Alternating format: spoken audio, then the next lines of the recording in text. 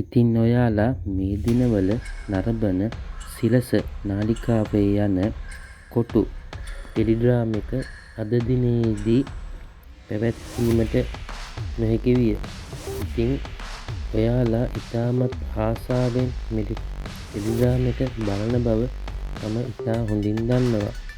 ඉතින් නැවතත් හෙට දිනේදී සුපුරුදු වේලාවටම මෙම ටෙලිග්‍රෑම් එක නැවත නරඹමු. ඉතින් ඔබට සුබ දවසක් වේවා කියලා ප්‍රාර්ථනා කරනවා. මෙවැනි වැදගත් වීඩියෝ නැරඹීම සඳහා මාගේ YouTube channel එක subscribe කරන්න. ඔබට ලබන්නා වූ සුබ අලුත් අවුරුද්ද සතුටෙන් සාමයෙන් පිරි සුබම සුබ අලුත් අවුරුද්දක් වේවා කියා මා එකසිතින් ප්‍රාර්ථනා කරනවා. ගිහින් එන්නම්. ඔබට ජයෙන් ජයම වේවා.